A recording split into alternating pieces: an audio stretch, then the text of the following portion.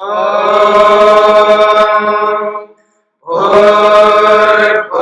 स्वः तत्सवितुर्वरेण्यं भर्गो देवस्य धीमहि धियो यो नः प्रचोदयात्।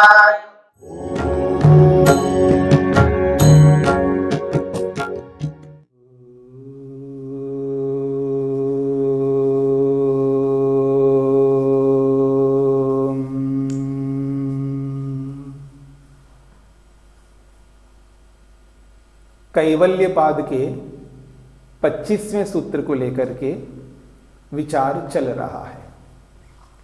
सूत्र है विशेषदर्शिनः आत्मभाव भावना निवृत्ति। जो विशेष दर्शन करने वाला जो व्यक्ति है अर्थात योगाभ्यासी, योग करने वाले योगाभ्यासी के मन में एक विशेष ज्ञान उत्पन्न होता है, जिसको महर्षि पतंजलि ने, महर्षि वेदव्यास ने विवेक ख्याति के रूप में बोला है। विवेक ख्याति उसको कहते हैं जड़ को जड़ मानना, चेतन को चेतन मानना। इस बात को ऐसा भी कह सकते हैं जड़ से आत्मा को पृथक करना और आत्मा से जड़ को पृथक करना। इसको इस रूप में भी समझ सकते हैं कि आत्मा को आत्मा और जड़ को जड़, ये दोनों अलग अलग है, हमेशा सदा दोनों ही अलग रहेंगे, लेकिन उन अलग दो तत्वों को हम एक कर देते हैं। दो पदार्थों को एक करना, ये जो हमारी जो अविद्या है, इसी अविद्या से अपने आप को, आत्मतत्व को पृथक कर देना, यही विवेक ख्याति है। जैसे शरीर को देख करके शरीर ही आत्मा, ऐसा अनुभव व्यक्ति करता है, यानी शरीर को आत्मा के रूप में व्यवहार करता है, आप ऐसा भी समझ सकते हैं।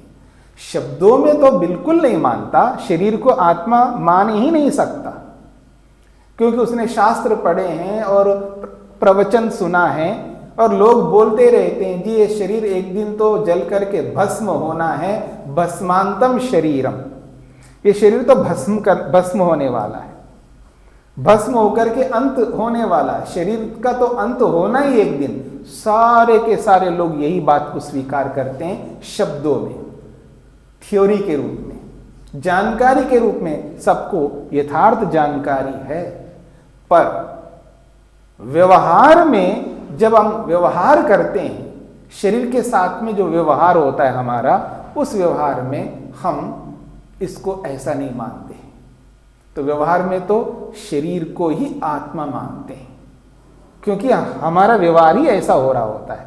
लेकिन जब विशेष दर्शन हो जाता है, जब जड़ को जड़ और चेतन को चेतन मान लेता है व्यवहार में, अर्थात शरीर में रहता हुआ है और शरीर से अपने आप को, आत्मा को अलग मानता है, केवल मानता ही नहीं वैसा ही करता है, और शरीर के साथ कुछ भी होता है, किसी भी कारण से हो सकता है, शरीर में कटना, शरीर में घाव होना, शरीर में दर्द होना, शरीर के अलग अलग ऑर्गन्स में कोई ना कोई कमी का होना, किडनी का खराब होना, ठीक है ना, किडनी फेल हो जाना, लीवर में कोई खराबी आ गई, हार्ट में कोई प्रॉब्लम हो गया है, हाँ, आंखों में कोई भी ऐसी स्थिति आ जाती है जो दिखाई नहीं दे रही है या कम दिखाई दे रहा है व्यक्ति को, तो ऐसे कोई ना कोई कमी जब शरीर में होता है, तब उस कमी से, अपने में कमी, विवेक ख्याति को प्राप्त करने वाला कभी नहीं समझता है। वो यही मानता है व्यवहार में शरीर में कमी हुई है, मैं तो वैसा का वैसा हूं,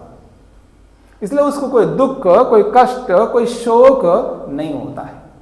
वो सम स्थिति में रहता है, समत्व में रहता है। वो है विशेष दर्शन। उस विशेष दर्शन को रखने वाला, उस विशेष दर्शन को जानने वाला कहलाता है विशेषदर्शी। और विशेषदर्शी शब्द को जब रूप चलाएंगे तो षष्ठी विभक्ति में विवेक विशेषदर्शिनः ऐसा होगा। तो विशेष दर्शन करने वाले व्यक्ति को आत्मभाव भावना निवृत्ति, आत्मभाव, आत्मा के अस्तित्व का आत्मबोध जो होता है, वो आत्मबोध वो अब जिस रूप में उसको हो रहा होता है उसकी निवृत्ति हो जाती है। मैं क्या था, कौन था, किस रूप में था, क्या होगा आगे भविष्य में, ये जितने भी भाव आत्मा से संबंधित उत्पन्न होते हैं ये सारे के सारे भाव समाप्त हो जाते हैं। यही आत्मभाव भावना निवृत्ति का अभिप्राय है। इसी बात को लेकर के हमने कुछ पीछे समझने का प्रयत्न किया है। अब आगे बढ़ते हैं। कहा जा रहा है तस्य आत्मभाव भावना स्वाभाविकी प्रवर्तते। एक स्वाभाविक बात है कि हर किसी भी व्यक्ति को आत्मभाव भावना होती है। अपने अस्तित्व के बारे में उसको बोध अवश्य होता है। कभी ना कभी वो विचार करता है। क्या विचार करता है? आत्मभाव भावना है क्या, उसको व्याख्या करके महर्षि वेदव्यास स्पष्ट कर रहे हैं। वो कहते हैं यस्य अभावात् इदं मुक्त स्वभावं मुक्त्वा दोषाद येषां पूर्व पक्षे रुचि भवति अरुचिश्च निर्णये भवति। बहुत अच्छी बात कही जा रही है। यस्य अभावात्, जिस विशेष दर्शन के अभाव होने से, जिस विवेक ख्याति के ना होने से, जब व्यक्ति को विवेक ख्याति नहीं होती है अर्थात यथार्थ बोध यथार्थ दर्शन नहीं होता है, उसके ना होने से इदम मुक्त स्वभावम मुक्त्वा, ये जो मुक्त स्वभाव है, दुखों से रहित स्वभाव है आत्मा का, शरीर से मुक्त जो स्वभाव वाला आत्मा है, इसको मुक्त्वा, इसको छोड़ देता है। किस कारण से? दोषाद, दोष के कारण से। अविद्या, अस्मिता, राग, द्वेष और अभिनिवेश रूप इन दोषों के कारण से। तो कहा जा रहा है ये शाम, जिनके जीवन में दोष के कारण से पूर्व पक्षे रुचि भवति, पूर्व पक्ष में उसकी रुचि होती है। पूर्व पक्ष और उत्तर पक्ष, दो पक्ष होते हैं।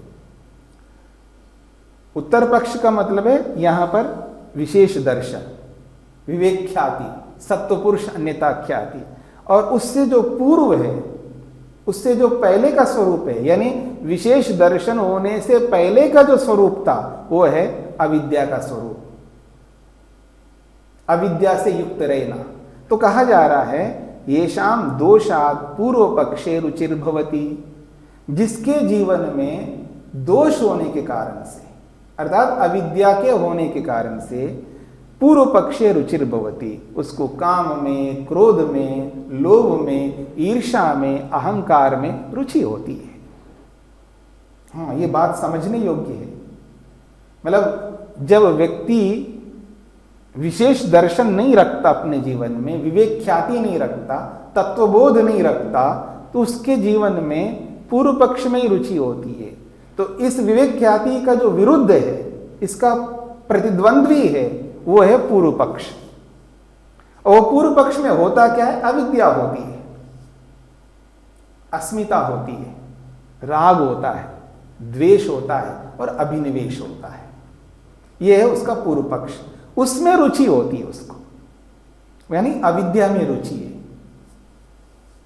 अनित्य को नित्य समझता है, अनित्य शरीर को नित्य समझता है, अशुद्ध को शुद्ध समझता है, दुख को सुख समझता है और जड़ को चेतन समझता है।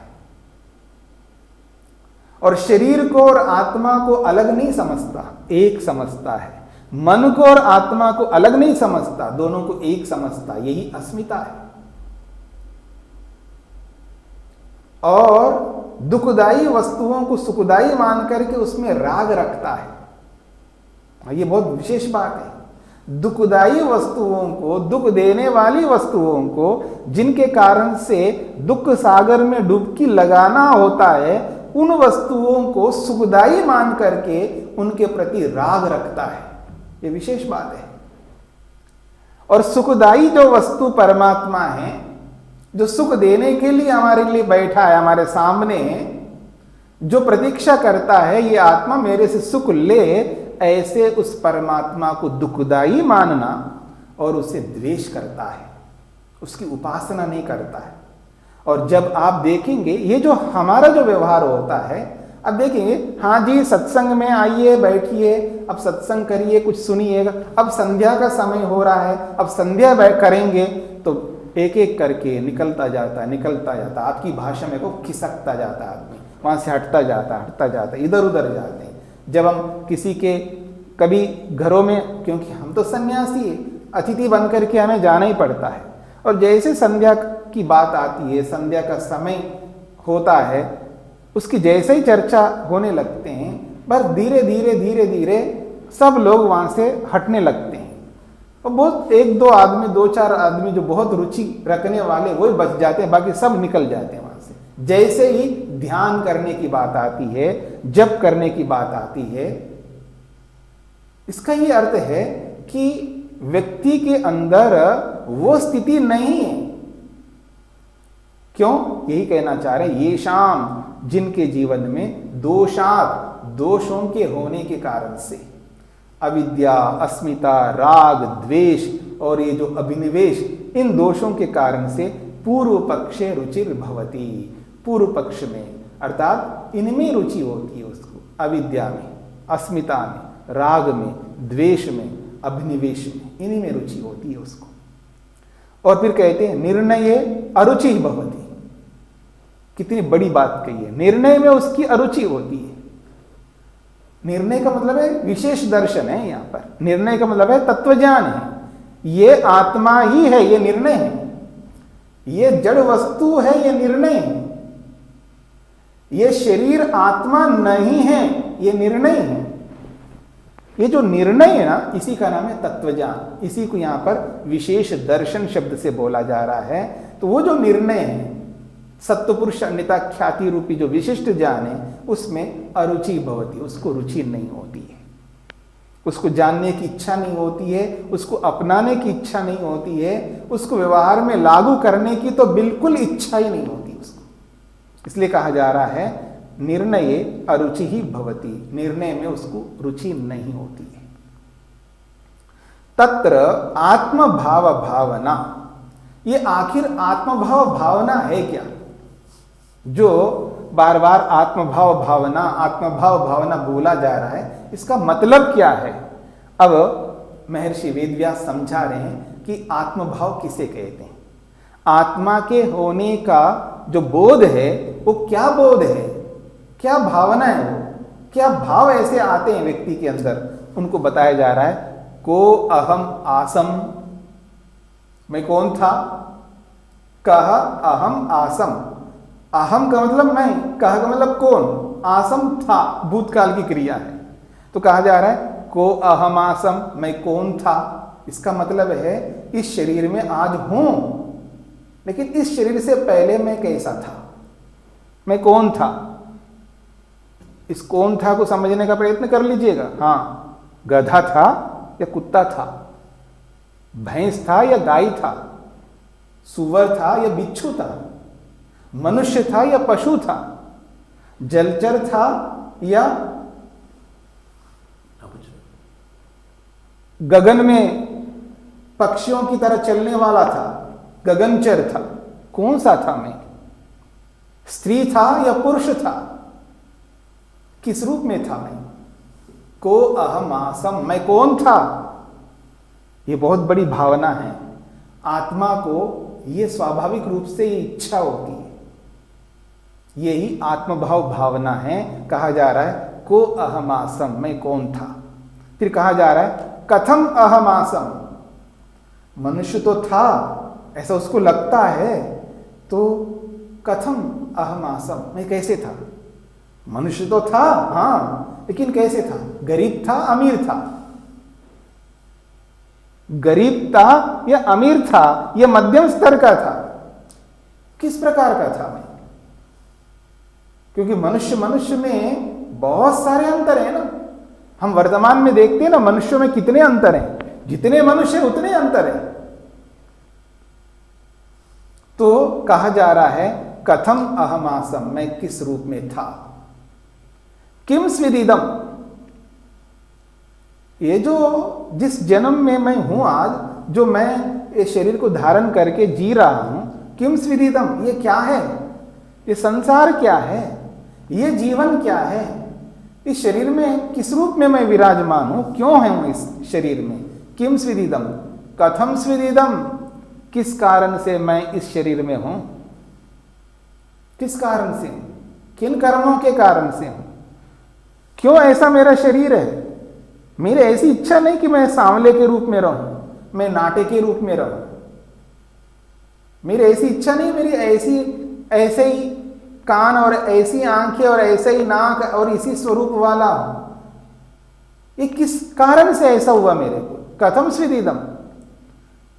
फिर आगे की बात कही जा रही, के भविष्याम, ठीक है जी, जो था था, हाँ जो था मैं था, वो भूतकाल का हो गया, और जो हूं अब क्या करें, अब इसको तो बदल नहीं सकता ना, मैं अपने नाट्यपन को हटा करके मैं लंबा तो नहीं हो सकता, जैसा रहूंगा वैसे ही रहूंगा, सांवला हूं तो सांवला ही रहूंगा, तो कितने ही मेकअप, कितने ही फेयर एंड लवली वो ये सब लगा करके कितने ही अपने आप को दिखाने का प्रयास करूं, जैसे धुलूंगा ना फिर वही सांवला रूप सामने आ जाएगा, जैसा हूं जैसा था। लेकिन के भविष्यामा, ये बहुत बड़ी बात है, अगर इस शरीर को छोड़ करके जाऊंगा तो क्या होगा मेरा, ये मुख्य बात है।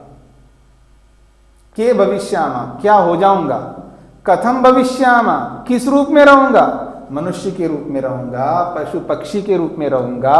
अगर मनुष्य के रूप में रहूंगा तो अमीर के यहां रहूंगा, गरीब के यहां रहूंगा, या लूला रहूंगा, लंगड़ा रहूंगा, अंधा रहूंगा, गूंगा रहूंगा, कैसे रहूंगा, ये है कथम व भविष्यामा, किस रूप में रहेंगे इति। ये सारी की सारी भावनाएं जो है ना मनुष्य को प्राप्त हो रही होती है, ये स्वाभाविक भावना है, स्वाभाविक जो ये इच्छा है जानने की, अपने आप को जानने की इच्छा है, इसलिए कहा जा रहा है ये सब स्वाभाविक इच्छा जो है मनुष्य को हो रही होती है अपने संदर्भ में। सा तु विशेष दर्शिनः निवर्तते, एक बहुत बड़ी बात कही जा रही है। ये जितनी भी भावनाएं हैं, यानी जितने भी ये भाव है आत्मा से संबंधित, ये सारे के सारे भाव समाप्त हो जाएंगे कब, विशेष दर्शिनः, जब व्यक्ति विशेष दर्शन कर लेता है, अर्थात इस शरीर में रहते हुए वर्तमान जीवन में वो उद्यम मेहनत पुरुषार्थ करके जड़ को जड़ के रूप में और स्वयं को आत्मा के रूप में, आत्मा से शरीर को अलग, आत्मा से मन को अलग, आत्मा से इंद्रियों से अलग, आत्मा से और जो भी पदार्थ हैं उन सबको अलग मान करके अपने आप को और इन समस्त पदार्थों को दोनों को अलग अलग देखता है यथार्थ रूप में। केवल देखता नहीं, व्यवहार भी वैसा ही करता है, यह है विशेष दर्शी। ऐसे विशेष दर्शन करने वाले व्यक्ति का ये भाव जो है निवर्तते, निवृत्त हो जाता है। उसके मन में कौन था, कैसे था, क्यों था, ये सब भाव आते नहीं, तो समाप्त हो गए उसके, उनसे ऊपर उठ गया। नहीं आते का मतलब ऐसा नहीं कि उसके अंदर नहीं आते, विशेष दर्शन से पहले उसको भी आते हैं, पर जब विशेष दर्शन हो जाता है उसके बाद फिर ये भाव नहीं आते, फिर उसको ये चिंता नहीं सताती है कि क्या होगा जी भविष्य का, क्या करूं जी, ऐसे भाव नहीं आएंगे उसको। पता नहीं मैं कैसे था, ये भाव रहेगा नहीं, फिर आएगा नहीं। क्या था ये भाव नहीं आएगा, क्या हूं देखो जी, ये कोई जीवन है क्या, किस तरह का जीना हो रहा है, क्या है, ये भी भाव नहीं रहेगा। वर्तमान के जो खिन्न होने वाले भाव है, भूतकाल के खिन्न देने वाले जो भाव है, जो भविष्य के जो खिन्न देने वाले भाव है, ये सारे के सारे खिन्नता को उत्पन्न करने वाले भाव है। ये सारे के सारे भाव समाप्त होते हैं, क्यों, विशेष दर्शिनः, क्योंकि उसने विशेष दर्शन किया हुआ है, विशेष ज्ञान को प्राप्त किया हुआ है, तो उसके ये आते नहीं है। कुतः, क्यों नहीं आते हैं, तो कहा जा रहा है चित्तस्य एव एषः विचित्र परिणामः। ये जितना भी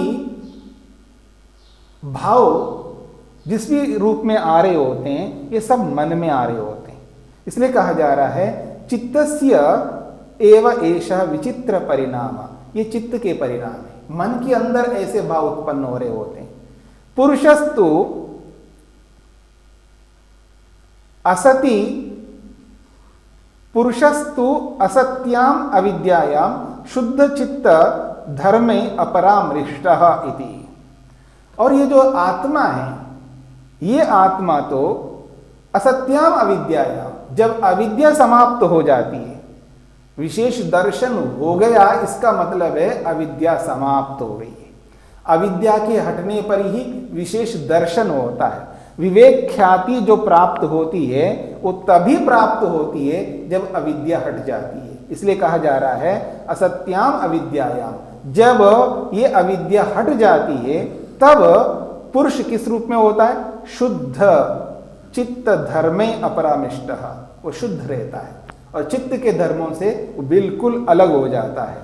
इसलिए कहा जा रहा है ततः स्यात् आत्मभाव भावना कुशलस्य निवर्तते इति। उसी के कारण से, उस विवेक ख्याति के कारण से, उस कुशल योगी का, योगाभ्यासी का ये जो आत्मभाव भावना जो है ये निवर्तते, हट जाती है। उसके जीवन में फिर क्या था, क्या हूं, क्या होगा, ये सारे के सारे भाव बिल्कुल नहीं आते हैं। उसके अंदर यही भाव रहता है, मैं एक आत्मा हूं और ये परमात्मा है, और परमात्मा के आनंद से वो आनंदित होता है।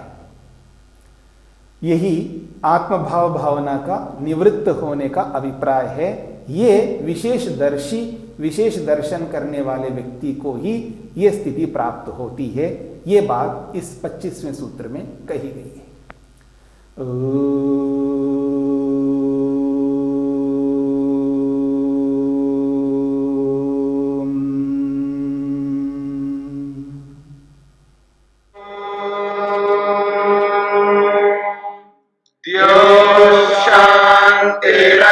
शांतिरंतरिक्षं शांति पृथिवी शांतिरापः शांतिरोषधयः शांतिः वनस्पतयः शांतिर्विश्वे देवाः शांतिर्ब्रह्म शांति सर्वं शांति शांतिरेव शांति क्षमा शांतिरेधि। ओम शांति शांति शांति।